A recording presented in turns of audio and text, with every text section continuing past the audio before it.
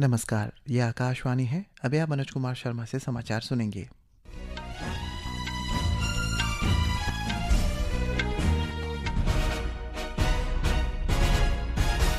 पहले मुख्य समाचार। प्रधानमंत्री नरेंद्र मोदी ने कहा, सरकार ने पिछले 12 वर्षों में महिलाओं को राष्ट्र निर्माण में उनकी पूरी क्षमता का एहसास कराने के लिए अनुकूल वातावरण तैयार किए।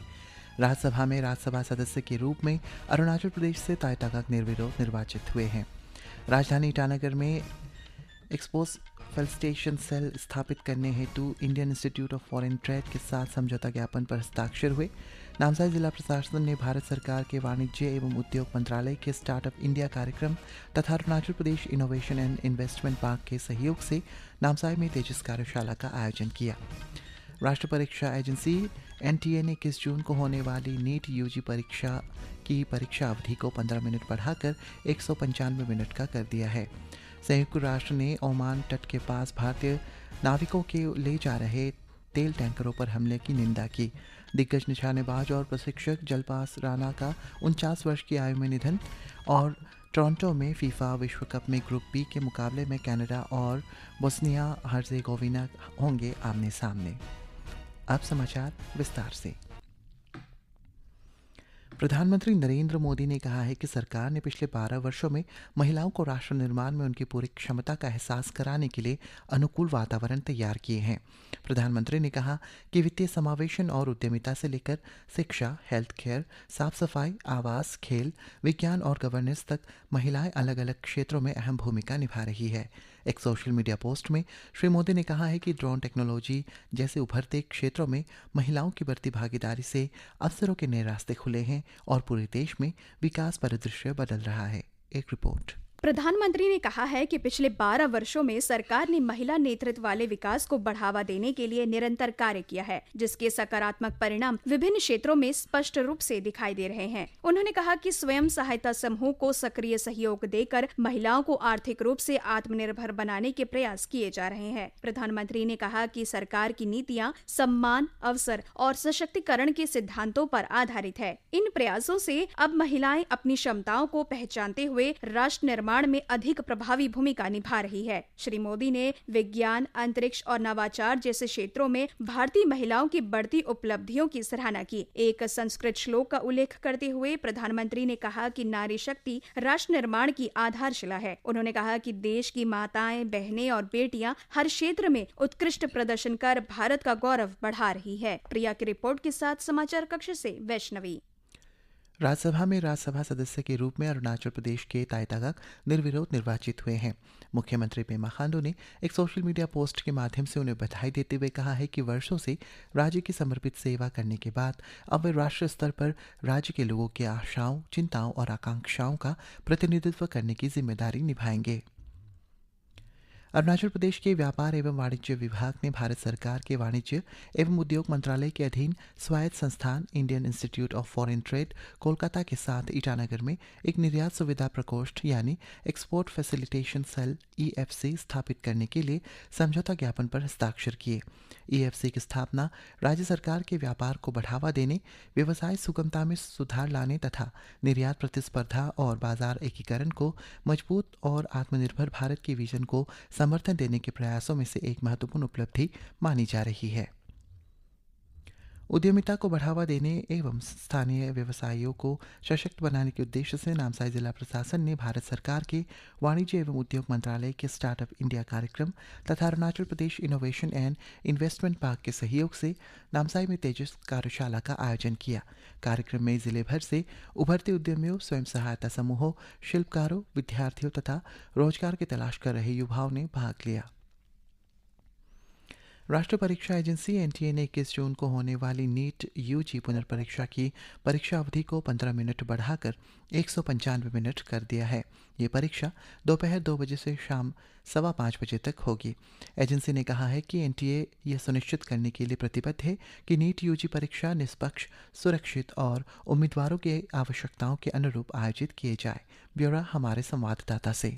संशोधित परीक्षा अवधि में अनिवार्य परीक्षा औपचारिकताओं के लिए आवश्यक समय शामिल है। एजेंसी ने कहा है कि ये सुधार पिछले कई वर्षों में उम्मीदवारों से प्राप्त प्रतिक्रिया के आधार पर किए गए हैं। इसके अलावा एजेंसी ने प्रश्न पत्र पुस्तिका के साथ दिए जाने वाली रफ शीट को 2 पृष्ठ से बढ़ाकर 4 कर दिया है। पुराने लेआउट के असुविधाजनक होने की प्रतिक्रिया के बाद कुछ छात्रों, विशेषकर बाएं हाथ से लिखने वाले छात्रों के लिए यह सुधार किया गया है। एनटीए ने कहा कि परीक्षा डिजाइन में छोटे छोटे सुधार भी एक महत्वपूर्ण परीक्षा के दौरान उम्मीदवारों के अनुभव पर सकारात्मक प्रभाव डाल सकते हैं। इसलिए निष्पक्षता और सुरक्षा के उच्चतम मानकों को बनाए रखते हुए परीक्षा प्रक्रिया को अधिक सुविधाजनक और उम्मीदवार अनुकूल बनाने के उद्देश्य से ये उपाय लागू किए गए हैं। इसके साथ ही उम्मीदवारों को सलाह दी गई है कि वे प्रवेश पत्र और सूचना बुलेटिन में दिए गए निर्देशों को ध्यानपूर्वक पढ़े और परीक्षा के सुचारू संचालन के लिए परीक्षा कर्मचारियों के साथ सहयोग करें। अमन यादव, आकाशवाणी समाचार, दिल्ली। संयुक्त राष्ट्र के महासचिव एंटोनियो गुतरस और अंतर्राष्ट्रीय समुद्री संगठन OMO के महासचिव आर्सेनियो डोमिंगुएज ने ओमान में तट पर पलाव के ध्वज वाले टैंकर पर हुए हमले की निंदा की है। इसमें 3 भारतीय नाविक भी मारे गए। संयुक्त राष्ट्र प्रमुख प्रवक्ता स्टीफन दुजारिक ने कहा है कि गुतरस लगातार बढ़ते तनाव को लेकर बहुत चिंतित है। वो IMO के महासचिव ने कहा है कि ये स्थिति पर बारीकी से नज़र रखे हुए हैं। सरकार ने ऑनलाइन प्रसारित हो रहे एक फर्जी वीडियो का खंडन किया है जिसमें केंद्रीय वित्त मंत्री निर्मला सीतारमण को एक निवेश प्लेटफॉर्म का प्रचार करते हुए दिखाया गया है। वीडियो में 22,000 रुपये के निवेश पर प्रतिदिन 80,000 रुपये और प्रतिमाह 24 लाख रुपए तक के रिटर्न का दावा किया गया है। पत्र सूचना कार्यालय की तथ्य जांच इकाई ने बताया है कि ये वीडियो फर्जी है। दिग्गज निशानेबाज और एशियाई खेलों में स्वर्ण पदक विजेता जसपाल राणा का कल रात निधन हो गया है। वे 49 वर्ष के थे। जसपाल राणा भारतीय पिस्टल निशानेबाजी के प्रशिक्षक के रूप में कार्यरत थे। राष्ट्रपति द्रौपदी मुर्मू, उपराष्ट्रपति CP राधाकृष्णन, प्रधानमंत्री नरेंद्र मोदी, गृह मंत्री अमित शाह और रक्षा मंत्री राजनाथ सिंह ने जसपाल राणा के निधन पर गहरा शोक व्यक्त किया है। युवा कार्य और खेल मंत्री डॉक्टर मनसुख मांडविया ने कहा है कि जसपाल राणा ने एक चैंपियन एथलीट और असाधारण मार्गदर्शक के रूप में राष्ट्र के लिए जो योगदान दिया है वो प्रेरणादायक है। फीफा विश्व कप में दक्षिण कोरिया ने चेक गणराज्य को 2-1 से हरा दिया है।